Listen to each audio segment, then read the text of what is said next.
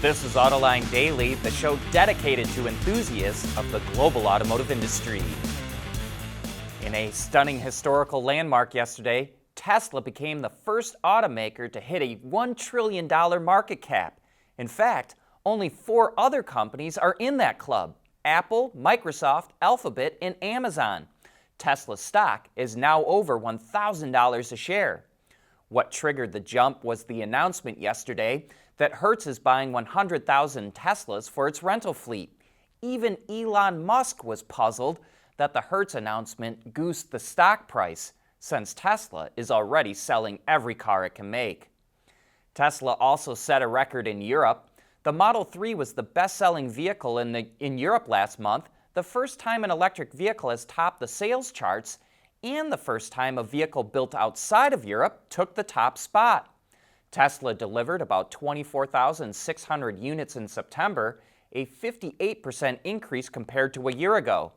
But we say be careful with these numbers. Tesla always backloads its sales to the end of each quarter when it reports massive jumps. And if it holds to this practice, we'll see a big drop in sales this month.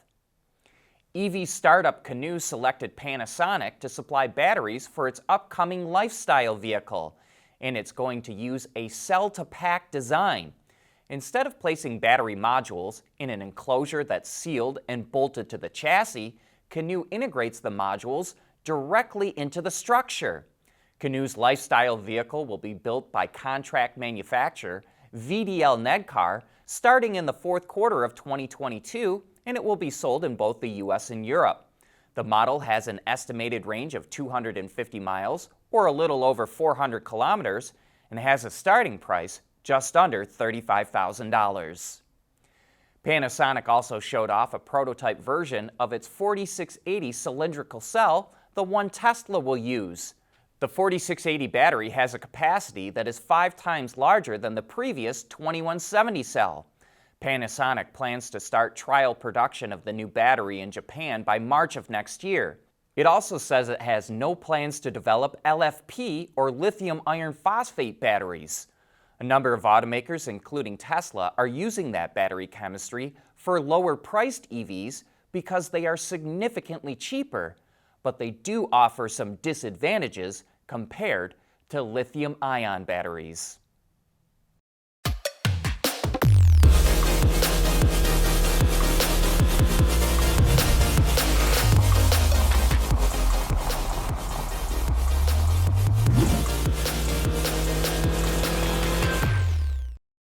We want to know what drives your testing. OTA, connected car, diagnostics, remote testing. Intrepid Control Systems is here to help you work from anywhere. Intrepid Control Systems, driven by your data.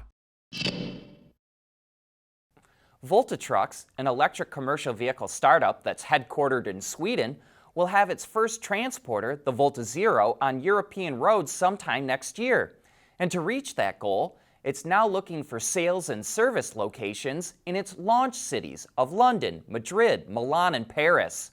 The Volta Zero is a large vehicle designed for inner-city use with a range between 150 and 200 kilometers, or 95 and 125 miles.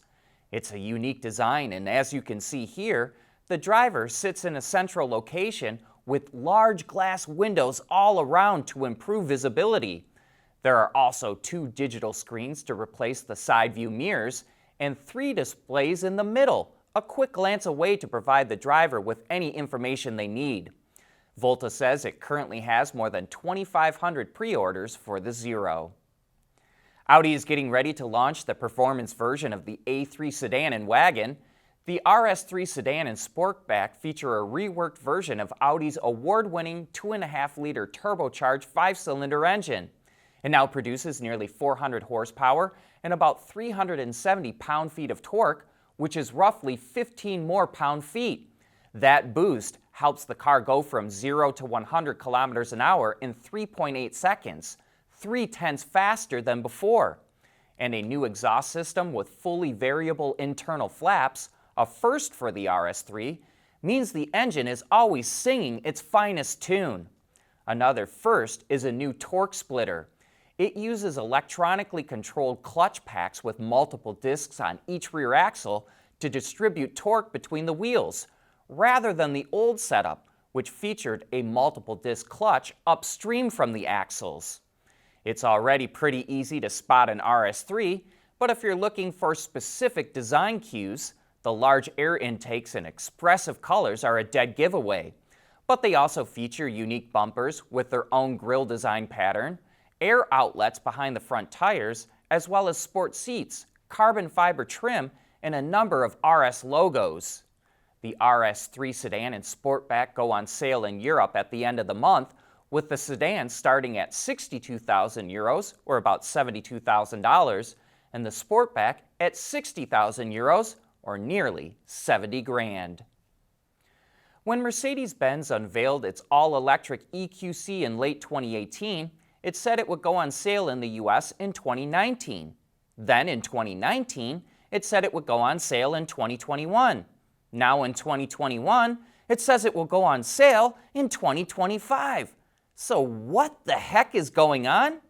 Here's our Autoline insight. The EV market largely yawned when Mercedes unveiled the EQC.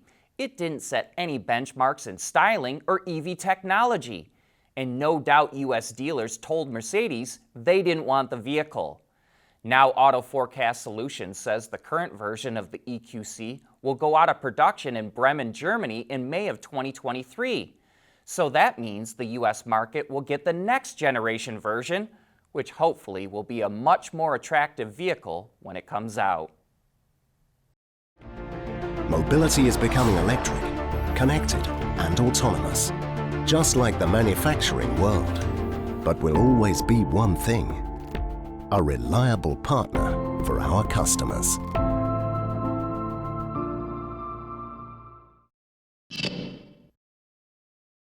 Polestar hopes the introduction of the single-motor version of the Polestar 2 will ramp up sales.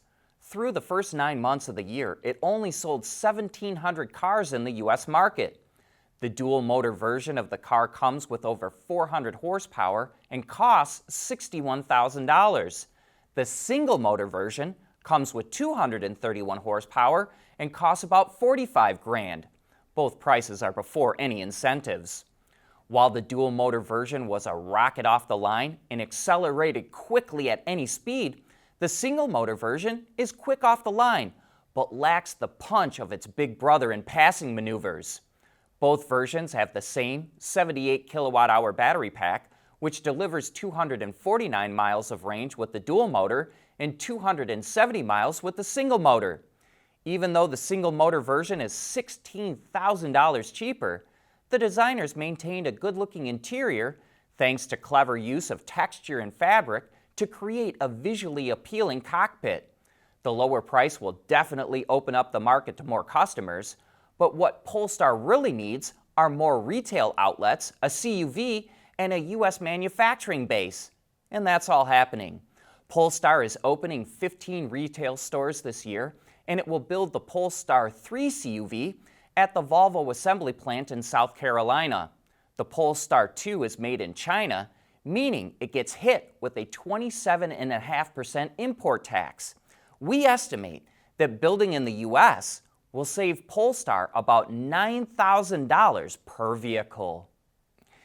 Here's a cool creation that's raising awareness for a good cause. Renee Brinkerhoff, an amateur rally driver, has raced an old 1956 Porsche 356 on 6 continents to shine light on the problem of child trafficking. And now she's on the final leg of her world tour, a race across Antarctica. But that requires some special equipment, so the rear tires were replaced with snow tracks, and a pair of skis were attached to the front that use a specialized brace and suspension system. Despite all the extra weight, the car shouldn't sink because the skis were specially designed to compact the snow in front of the rear tracks.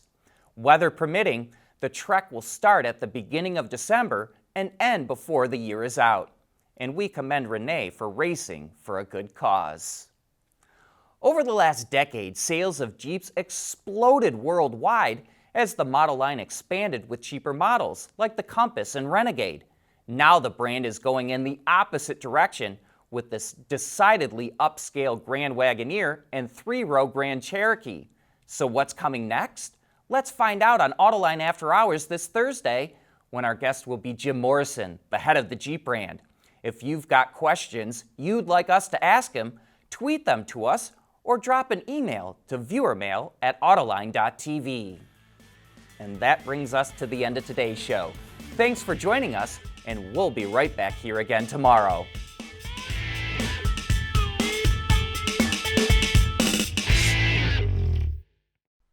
Autoline Daily is brought to you by Bridgestone, solutions for your journey. Intrepid Control Systems, over-the-air engineering, boost your game. And by Scheffler, we pioneer motion.